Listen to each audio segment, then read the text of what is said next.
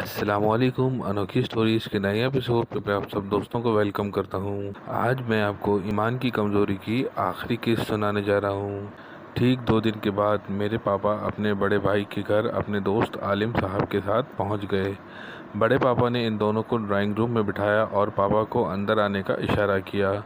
پاپا تایا کے بلانے پر اندر گئے تو تایا پاپا کو کزن کے کمرے کی کھڑکی کی طرف لے گئے تو لڑکی کی کنڈیشن دیکھ کر پاپا کی ایک دم چیخ نکل گئی۔ تایا نے فوراً سے پیشتر پاپا کے منہ پہ ہاتھ رکھ کر ان کی آواز بند کر دی۔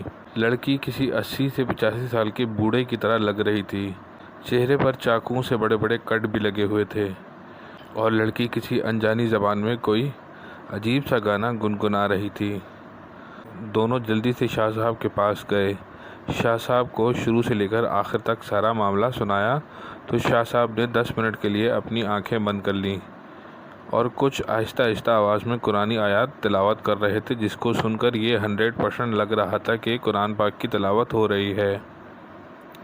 یہ عمل کرنے کے بعد شاہ صاحب نے آنکھیں کھولیں اور انہوں نے کہا کہ آپ کے ہی گھر کے چند بچے ایسے ہیں جو اللہ پاک کی بنائی ہوئی مخلوق پر یقین نہیں کرتے اور نہ ہی سمجھتے ہیں کہ اس دنیا میں انسانوں کے علاوہ اللہ پاک کی بنائی ہوئی ہر طرح کی مخلوق موجود ہے، اور یہ جو بچی کے ساتھ ہو رہا ہے اس پر ایک عدد بزرگ جن ہے جو سبق سکھانے کے لیے اس کے اوپر آیا ہے۔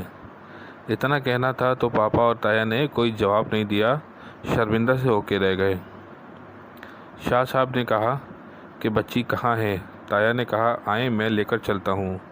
شاہ صاحب بچی کے کمرے کے پاس گئے تو انہوں نے کمرے کی دہلیز پر حصار والا پڑا ہوا چونا ڈال دیا تاکہ بچی اس کمرے میں قید رہے۔ پھر تایا جان اور ابو شاہ صاحب کے ساتھ اندر گئے۔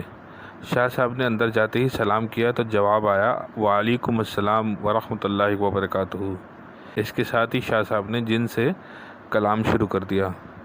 آخر میں نتیجہ یہ نکلا کہ تایا جان اور ابو نے اپنے بچوں کی طرف سے معافی مانگی اور تلافی کے طور پر ایک عدد گائے جن کے نظر کر دی۔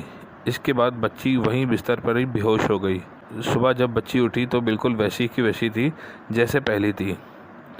پیارے دوستوں، ہمیں کبھی بھی بری باتیں کرنی نہیں چاہیے اور کبھی بھی غلط فیصلہ نہیں کرنا چاہیے اور کبھی بھی ایسی باتیں کرنی نہیں چاہیے جو قدرت کے خلاف ہو۔ پیارے دوستوں، اگر آپ کو یہ کہانی اچھی لگے تو اس کو سب سے زیادہ لائک کیجیے، سب سے زیادہ شیئر کیجیے اور میرے چینل انوکھی سٹوریز 786 کو سبسکرائب ضرور کر دیجیے گا۔ جزاک اللہ، السلام علیکم۔